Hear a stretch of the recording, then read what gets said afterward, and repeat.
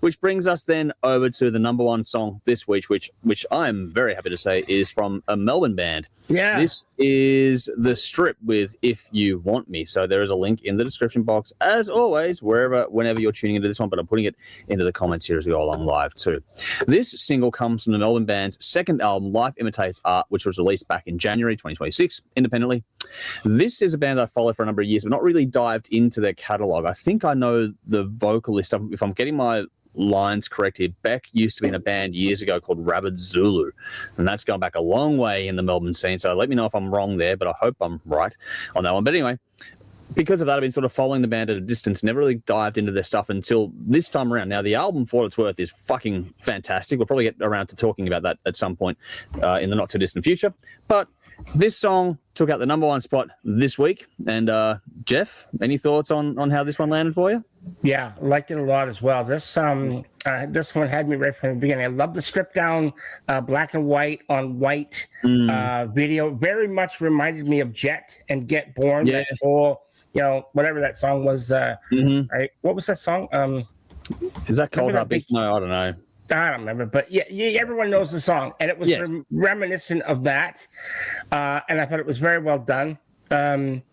Once again, it sort of comes up to the but it comes up to the idea like you don't have to spend a lot of money to make a cool video, and clearly that they didn't reinvent the wheel or anything, but it was very effective. The song was just great. I really liked the song. It's got that energy to it. I just knew before I even heard them, just looking at them, I'm like, I bet these guys are going to be good. And sure enough, they were great. So I liked it a lot. The song you're talking about was Are You Going to Be My Girl? That's the one. Are You Going to Be My Girl? And that's the same style type of thing. Yeah, same style video. Yeah. Yep. Very similar. And look at that. It's well done. Well, why not? Yeah. There would be a whole bunch of people listening to this that might not have even been alive when that other song came out way back when. Because it was like 2002 or something. So that's 24 years ago, something like that. 2003. There you go. You were very close. Okay. We're close enough. Still, pretty much. 23 years ago. Yeah. Yep. So that's a long, long time ago. And and look, it hasn't been overdone. So I think it was tasteful. It was tasteful. I don't think it was a homage. It was probably just like, hey, we can do it, and why not? It looks cool. Yeah, I thought it worked really well. I didn't even think of it, to be honest, till you mentioned it. I thought it was just a good standalone video. I didn't even think of it until... you're right. What you're saying is true, but I didn't even think about it when I was watching it. Now, for some reason, it just clicked. I was like, because I'm old enough to, old as dirt. I remember that very well. I remember it too, man. Yeah, I know. I didn't care when it came out. But 23 years ago, yeah, exactly. But still enjoyed it. But I like this stuff. I'm going to come out, and I'm just going to come right out. I don't know how many shots you're going to give it, but I'm just going to give my little quick review. This gets 9 shots to me. Wow, this is cool. 9. I liked it a lot. Nice. So. Well done. Cool. I'm glad that landed well. I've got some more comments. I'll get to those in a second. I'll quickly give my brief thoughts on this song. Now, it's not complicated, and that's kind of the cool thing about it. I liked how it was just stripped back to... It's got... Their build is like a mix between rock and punk, and these guys and girls certainly fit that bill and then some. Yeah. It's more rock than punk, but there's this attitude and edge to it which comes from the punk side of things. But if you listen to the album, it's a bit more on display than on this one song. That said, if you like this song, you're going to like the album, so go and check it out, because this is very indicative of what you're going to get on there. It's a really good album. I enjoyed it quite a lot, actually.